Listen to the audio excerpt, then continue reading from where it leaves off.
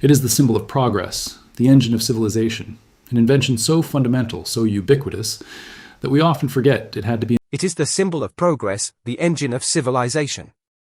An invention so fundamental, so ubiquitous that we often forget it had to be invented at all. The wheel. It underpins our world in countless ways. From the wheelbarrow to the car to the landing gear of a jet. For millennia, its origin story has been a subject of intense debate. We have traditionally looked to the plains of Mesopotamia, to the Sumerians and their cities. But what if the story began somewhere else entirely? A groundbreaking study suggests that the wheel was not invented by some scholar in an ancient city, but rather was the result of incremental innovation in a very specific environment. The Neolithic copper mines of the Carpathian Mountains. For centuries, the consensus pointed to the Fertile Crescent as the birthplace of the wheel. Archaeological discoveries like the famous Standard of Ur from 2600 BC offered compelling evidence. This Sumerian artifact etched with shell and limestone depicts 4W wheeled wagons used for transport and warfare rolling across the plains of Mesopotamia. The narrative was clean and linear. The wheel emerged around 3500 BC, possibly evolving from the potter's wheel, a slightly earlier invention. It fit our image of the Sumerians as pioneers of urban civilization, their cities buzzing with innovation. But cracks began to appear in the story. The timeline was tight and evidence from other parts of the world challenged the Mesopotamian monopoly. The most striking discovery came in 2002 in the marshes of Slovenia. The Ljubljana marshes were crafted from ash and oak. This artifact was carbonated to between 5,100 and 5,350 years old, roughly 3,400 to 3,150 BC. With its square axle hull, it was proof of sophisticated wheel technology in Old Europe. Contemporaneous with or even predating Mesopotamia, the mystery deepened. Who were the true inventors of the wheel? To unravel this enigma, a multidisciplinary team from the University of Illinois, Columbia University, and the Georgia Institute of Technology turned to a revolutionary approach. They combined computational structural mechanics, which is a method using computers to study how objects handle forces and movement, with archaeological evidence to reverse engineer the wheel's evolution. Their findings point to an unexpected birthplace, the copper mines of the Carpathian Mountains around 3900 BC. Why the mines? The answer lies in a combination of environmental necessity, cultural innovation, and archaeological clues. The Carpathian mines were not just ordinary workplaces. They were networks of narrow twisting tunnels where miners extracted copper ore, hundreds of pounds at a time, for a burgeoning Neolithic economy. Copper, a soft and malleable metal, was prized for crafting durable tools, sharp weapons, and intricate ornaments, fueling trade and cultural exchange across early Europe. Over 150 clay models of four-wheeled carts unearthed in this region, and dated to around 3600 to 3900 BC, provide tangible evidence of early wheel technology. These artifacts, some crafted as ceremonial mugs with wickerwork patterns, suggest that carts were not just tools but cultural symbols born in the mining communities of the Belarus culture. The Ljubljana marshes were found nearby and dated to a similar period further anchors this region as a hub of innovation. The mining environment was a crucible for invention. Moving heavy ore through cramped tunnels was a logistical nightmare far more challenging than transporting goods across open plains. The need to haul massive loads efficiently drove the miners to experiment, adapt, and innovate. The researchers' computational models reveal how this environment shaped the wheel's evolution. The researchers' approach involved using topological optimization, which is a computer technique that designs the most efficient shapes for a task, like finding the best structure for a wheel. The team modeled how wheel designs evolved to meet the mine's demands. The journey to the wheel began with a simple idea, the free roller. The miners initially placed logs under a heavy object so that they could reduce the effort needed to move it. This principle was used across ancient civilizations, from the builders of Stonehenge to the architects of the Egyptian pyramids. But in the Carpathian mines, free rollers were a flawed solution. A team of miners heaves a massive slab of copper ore onto a set of logs. They push it forward a few feet only for the slab to roll off the rearmost log. Someone must scramble through the cramped tunnel to retrieve it. Carry it to the front and place it under the load again. In the narrow passages of the mines, this was not just inefficient, it was nearly impossible. The miners needed a better way. The second great leap was the unilateral roller, a critical step from a simple tool to a rudimentary machine.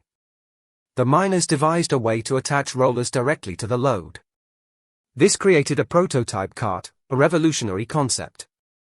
No longer did they need to reposition logs endlessly.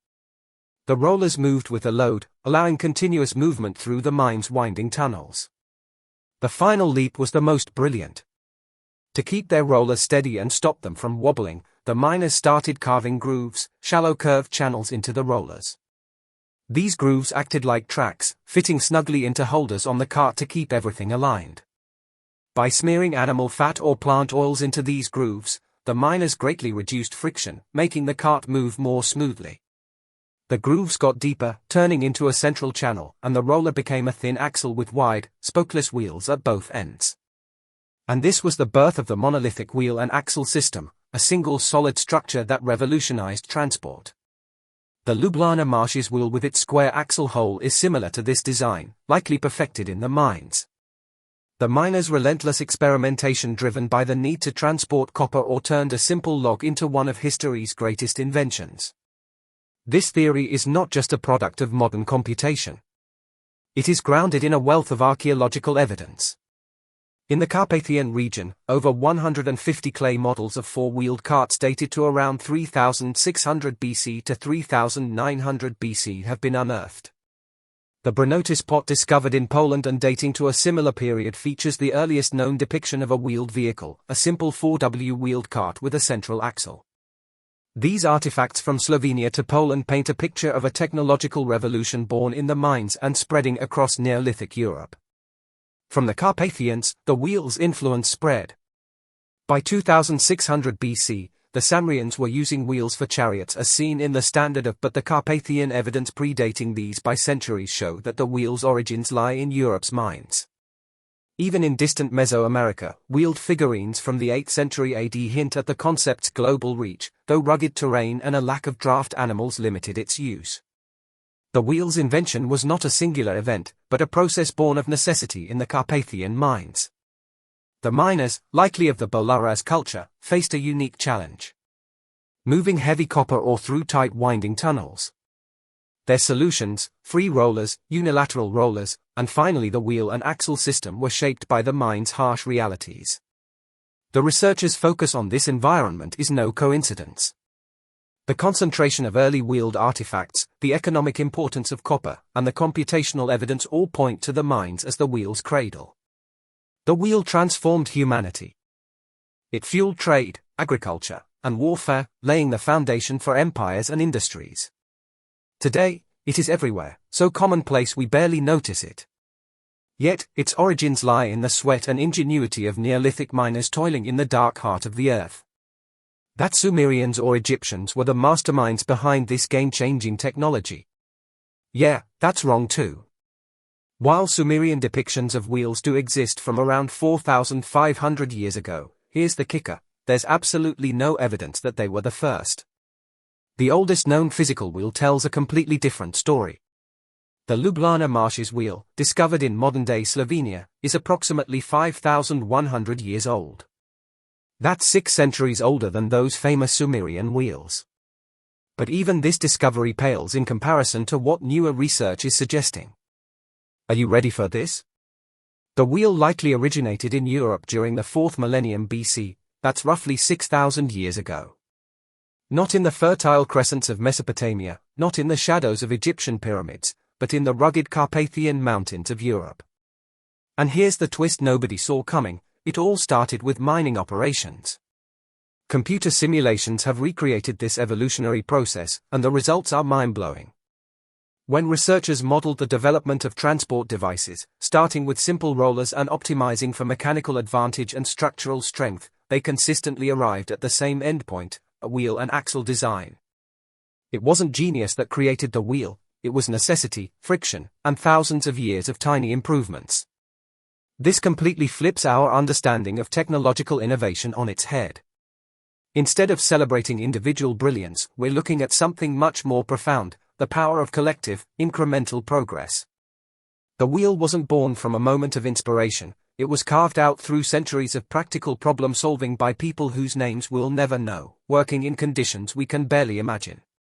The traditional narrative isn't just wrong, it's misleading us about how real innovation actually works. And trust me, when you learn about the specific mining conditions that gave birth to the wheel, you'll never think about human ingenuity the same way again. So where exactly did this revolutionary technology actually come from?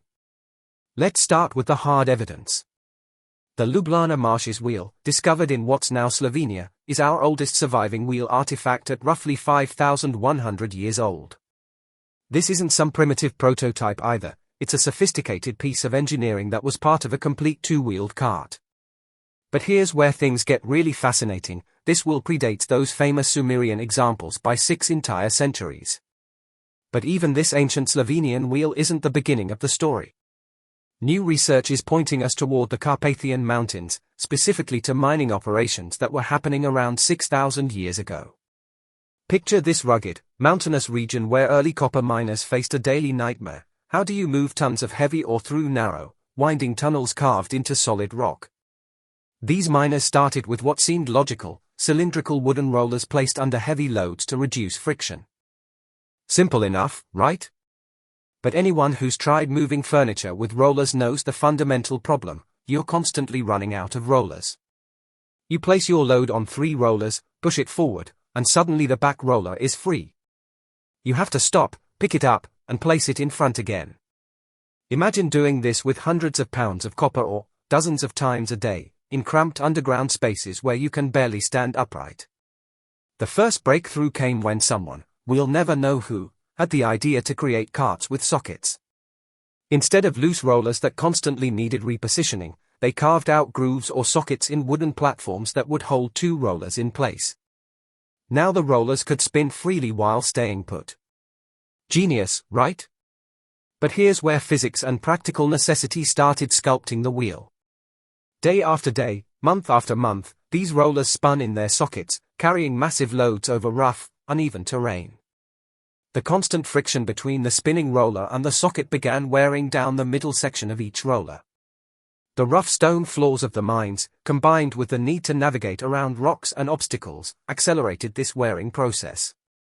What happened next wasn't planned, it was pure mechanical evolution. The roller's middle sections grew thinner and thinner from all that friction and wear.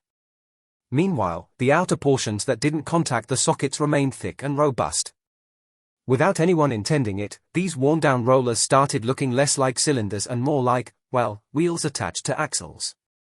Think about the physics here for a moment. What environmental conditions would you need to accidentally create the perfect wheel? You'd need constant friction, uneven terrain that requires navigation around obstacles, and the necessity to carry heavy loads efficiently.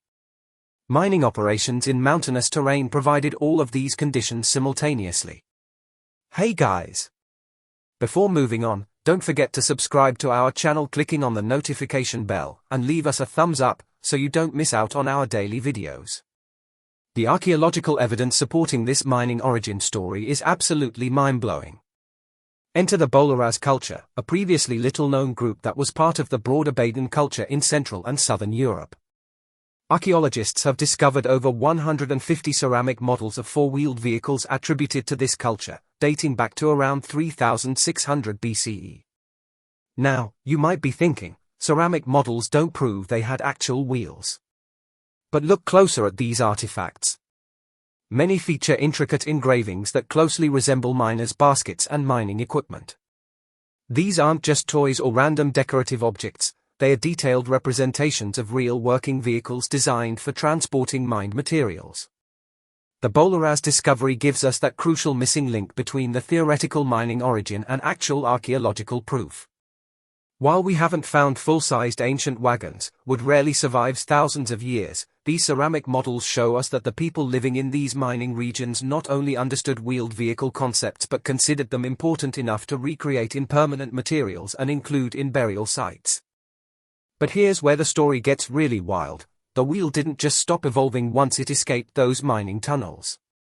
In fact, some of the most revolutionary advances happened much more recently than you'd expect, and they are still happening today. Fast forward to about 200 years ago in Paris, where a bicycle mechanic named Jules Pierre Surier was probably cursing at his workshop bench. Bicycles were becoming popular, but the friction between wheels and axles was still a massive problem. Riders were constantly dealing with worn-out bearings, sluggish performance, and equipment that broke down way too often. Surier's solution was brilliant in its simplicity. Instead of having the axle rub directly against the wheel hub, why not put small rolling balls between them?